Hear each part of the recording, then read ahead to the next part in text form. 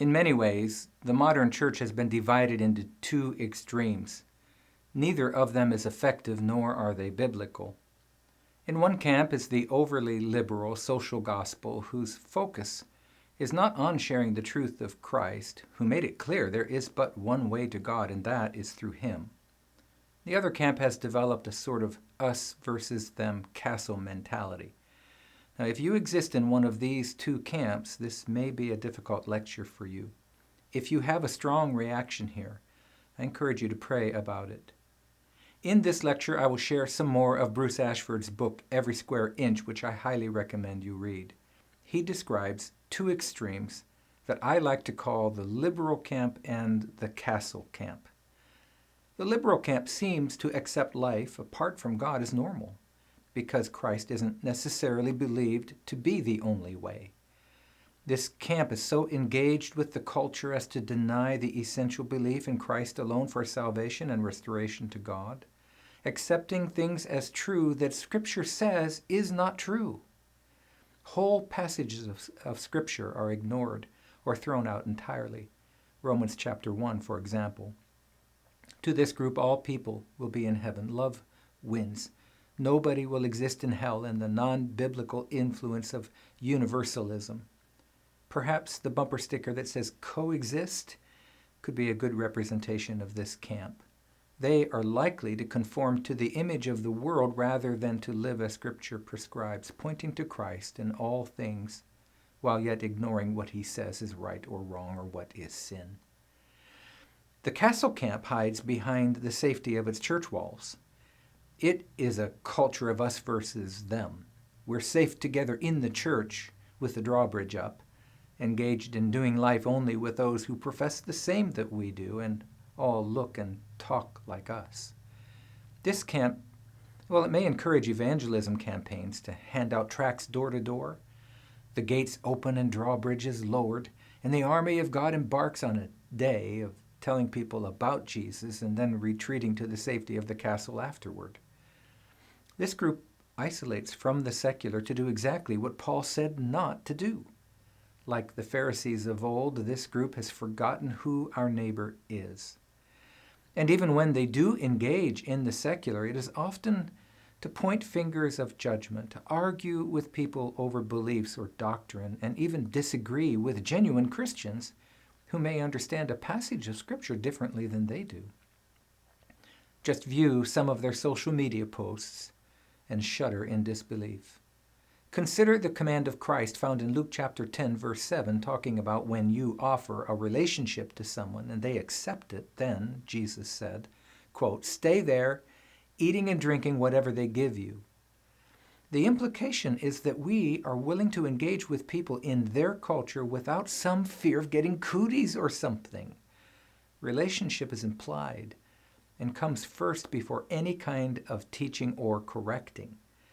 And consider the dream of Peter in Acts chapter 10. He was directed by God to go to unfamiliar people and be with them in their context and culture. Eat what they eat, even food that Peter had been taught was unclean. Just like them, we Christians are challenged by Christ to think differently about how to engage in secular settings. The Christian chaplain lives in the tension between these two extremes that I've talked about before, like a rubber band being stretched. We too should be stretched. If we don't stretch at all, we won't grow, and if we stretch too much, we'll break. Finding the middle ground between helping people as they are while sharing the truth in love, well, that's a difficult thing to balance in secular. We serve people with His love while hoping to draw them to Christ. What a paradigm-shifting thought we chaplains must entertain. We have to be willing to engage in genuine friendships, being truly present, listening to understand the other person from within their context and culture without judging and certainly without trying to fix them. Everyone makes mistakes. Everyone experiences storms of life that cause them to stumble and fall. Even believers fail and suffer the consequences of their actions while still being loved by God. You can't fix them, nor should you shun them. Only God can fix them. You serve and love them. Let God do the healing. Chaplains, what we do is we create a space for relationships where healing can take place. That's what we do. Your pastoral care visits with clients and patients will be profoundly influenced by your cultural sensitivity and your love for others. And all of it is wrapped in the importance of listening and responding to the intermingling of stories. We must be interested in their story. Cultural competence requires both humility and sensitivity. Cultural competence is the ability to interact effectively with people of different cultures, backgrounds, values, beliefs, behaviors, worldviews. The first step toward effectiveness in cultural competence begins as you increase in your awareness and knowledge of other cultures. However, you cannot stop with simply your awareness and knowledge that they exist. As described in a previous lecture, knowledge, that's the apprehension of truth, while wisdom is its application to life. Knowing something is not the same as living it or being changed by it. Wisdom implies that we live differently among those who are not like us, while not being conformed to their world. Rather, our lives are attracting them into our world. Now, the American Psychological Association defines cultural diversity as this, and I quote, "The existence of societies, communities, or subcultures that differ substantially from one another," end quote. There are many cultures and subcultures in the world. Even in your hometown, there is much cultural diversity if you're sensitive to it. Are you capable of apprehending this? It takes a certain amount of wisdom to be an effective chaplain. Our craft is transformational and it changes lives, but it has to start with ourselves. You will need to move beyond the first step of cultural competence, which begins with awareness and knowledge, and move toward the second and important step of cultural humility and sensitivity, which begins with compassionate understanding.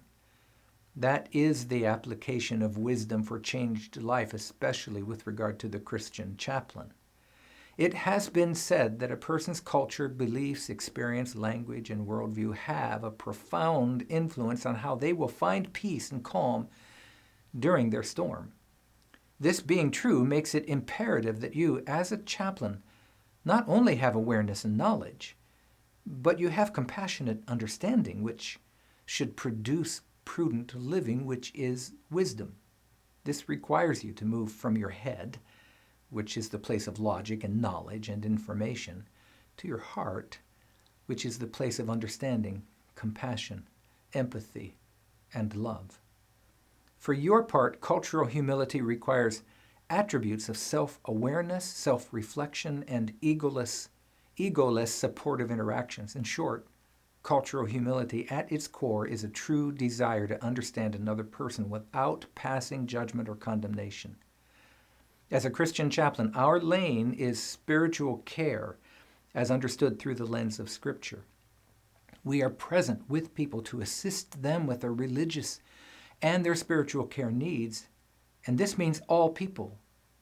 This process must start with understanding the person without leading them with prescriptive solutions based on what we believe, what we think, or what we want to say. Of course, we remain both hopeful of and diligent to look for the opportunities to earn the right to share our faith. That's why we do this, but we never force it uninvited. Remember, in secular settings, proselytizing violates our chaplain's code of conduct and can lead to termination, so be careful. Be sensitive, loving, and pray. Pray a lot. One of the foundational ways to begin to understand another person is to just listen to their story. Their story is a living, breathing, often changing narrative about who they believe they are and what they believe about themselves and others, about God and the world around them. You see, we interpret our internal world and the world around us by the stories we are told and by the stories we tell about ourselves and others. Did you know your brain experiences story or imagined narratives as if they were real? There's very little difference between how our brain processes information when we read or hear stories and when we experience reality. To our brain, it's the same. When my children were little and I would tell the story of the big bad wolf, their eyes would get big and they had an emotional response. And as they grew and I read them the Chronicles of Narnia, they cried when Aslan died. I read the book Old Yeller as a young child, and when that dog got rabies and the dad had to shoot him, I grieved for days. Our minds respond to story the same as reality. This is why our emotions are triggered by the stories we hear. But it only happens when we are interested in the story and engaged with the story. Therefore, the stories you tell yourself are so important. What is the narrative in your mind as it relates to who you are and what you are? What do you believe about God? More importantly, what do you believe about yourself in relation to God? And how do you know that God loves you? What story are you telling yourself? What are you believing? That's your story. And it will influence your response to life and especially to the storms that we all face. Until you learn to truly understand your own story, you will never really understand someone else's story. You see, my story makes me me. My story makes me human. I have a story about myself and my origins, successes, failures, my faith, disappointments, and achievements. There are good times, hard times, and storms of life endured. Some of the story I tell myself is true and helpful, and other parts of the story I tell myself may not be true and maybe not so helpful. However, this is the story I believe about me and the world around me. Yet, if I'm not allowed to share my story without judgment or correction, if no one is willing to listen and connect to my story, then my humanity and my personhood will feel as though they are diminished in some way. Honest, transparent, open understanding of self and story is shared with others in what may become confession.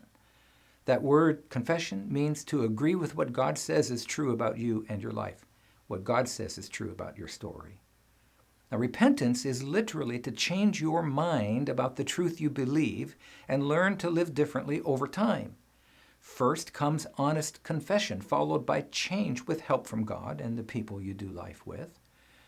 Real change and progress cannot happen without story leading to confession and repentance. I believe the Bible speaks directly to this truth in James chapter 5, verse 16, saying, "Confess your sins to one another and pray for one another, that you may be healed." The prayer of a righteous person has great power as it is working.